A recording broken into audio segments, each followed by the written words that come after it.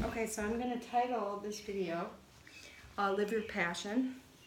And it's going to be um, an opportunity perhaps to convince you to come to my yoga festival or my yoga retreat. But more importantly, it's meant to be just a quick little tidbit of inspiration for you to take risks and to start today doing more with your life of what is your passion. What I see in health and wellness, and most specifically yoga, but some of the other tiers of health and wellness that the circles that I run in my world is a lot of people, it's their passion, health and wellness, or it's their passion yoga. So then they want to be a yoga teacher, right? Or it's their passion Pilates or smoothies or green juice or whatever it is. And so then they want to go into that business. And then what happens in a lot of these businesses or a lot of these professions is they're then so overworked or so underpaid that then they're not really healthy anymore. And their health then takes this big sacrifice in the pursuit of their passion. Yoga teachers, this can happen to, and I've seen it now being in the industry for over a decade, to a lot of people. And it started to happen to me. And it started to, I didn't resent yoga, but I had periods where I just really didn't know if this was the right course, the right path for me to be on and pay my bills, right? And be able to afford like going to the doctor and stuff that just, we're all entitled. Like, let's just get that out of the way right now about at least where I stand. Like, every human being is entitled. Whatever immigrant you are, wherever you're from, wherever you want to go, you're all entitled to that. There's an energy to feeling that we're entitled or not. So anyway, so I had a passion to start this festival, and this is the third summer. And when I started it, I was really scared. And sometimes you hear about other people feeling called to do something, or feeling like spirit moved them, or a deity moved them, or an angel moved them. And I feel like the woods moved me, because I would go to the woods and I would sort of ask the trees and I would ask nature, and I felt like it was like, yes, believe in yourself. Yes, we want this here. Yes, bring the yogis here. And we've had 2 summers now, and I think last summer was a huge success and improvement upon the first. Not necessarily, we did have more attendees, but just on the experience and the energy and transferring, at least to me, the vibe of why it's special and why I wanted to do it, seeing it transferred and seeing it kind of passed on to all these people that came. And so this third year's, in a way, it's been interesting, because I found out shortly after last summer that I was pregnant. And so that cleared up why I was so freaking tired after the festival, and I was doubting if I could do the festival again. Cleared it up because I was tired, because I was growing this baby.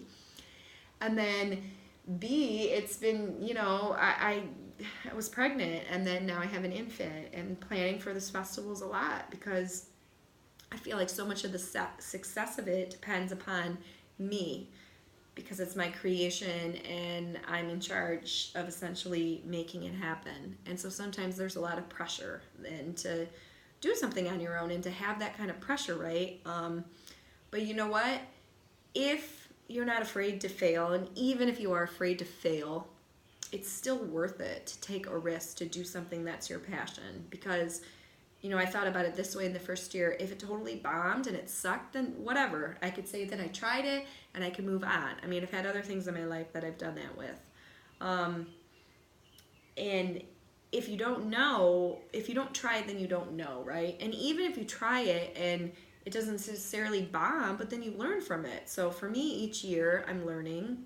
And hopefully this third year you'll be impressed if you've come before, and you'll see the roots stay, and maybe even the roots get deeper, but you'll see more leaves, more flowers, right? More fruits. But you'll still see the roots. And so that's like my promise to myself, and hopefully my promise to you, that I'm trying really hard.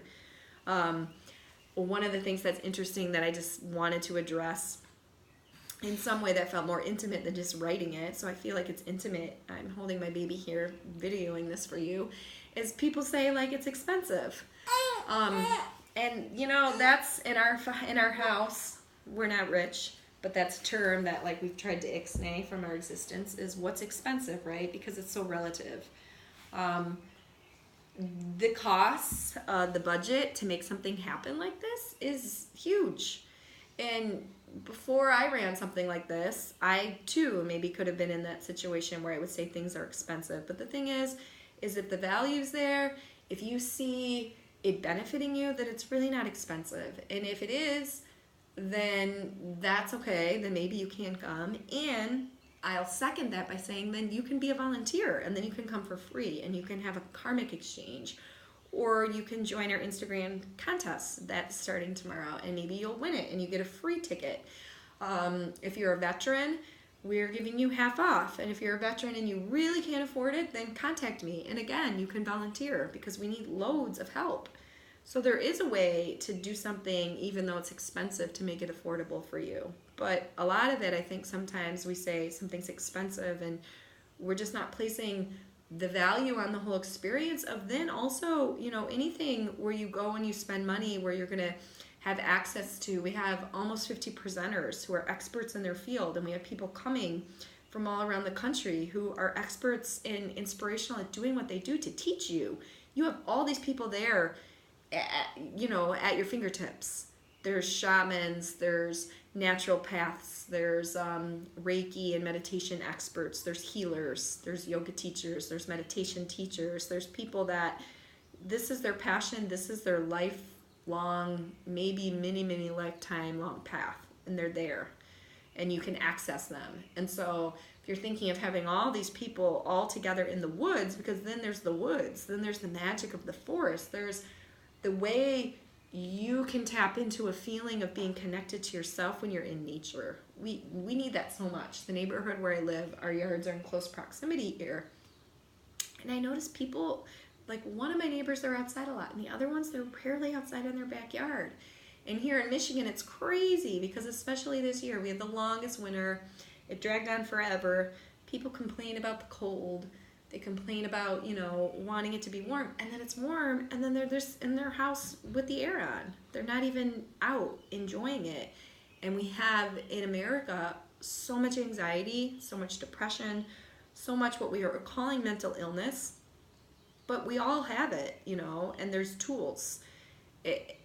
Rather than leaning towards like it being bad to be anxious or to be depressed or to have these highs and lows in life and call it mental illness. And I'm not saying there aren't real mental illnesses, but I think the conversation, if we steer it towards understanding that like everybody does go through things, it's more about, okay, well, what are our tools?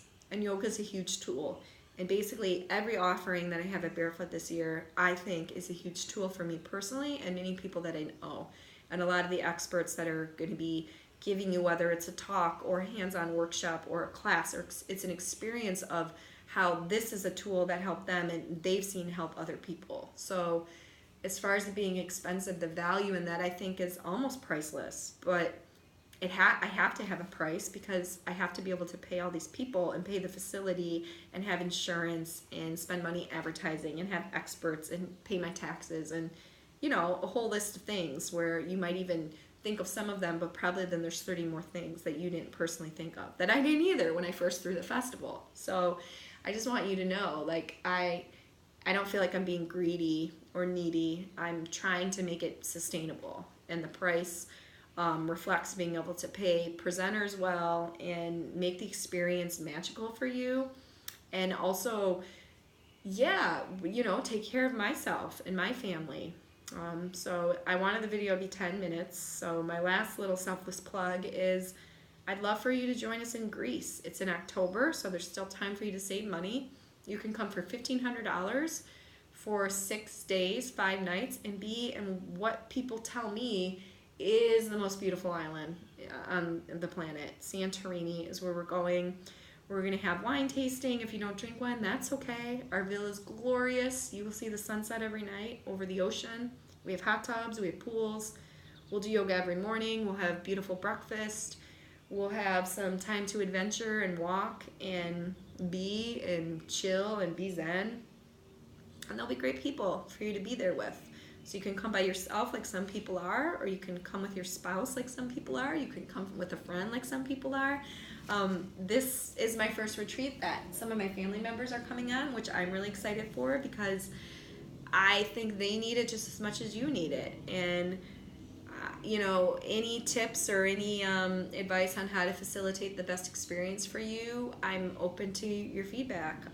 But I would love to have it be just like a great group. I have room for a few more spots, and to have it be something that you say yes to because you do want to treat yourself and you do deserve it.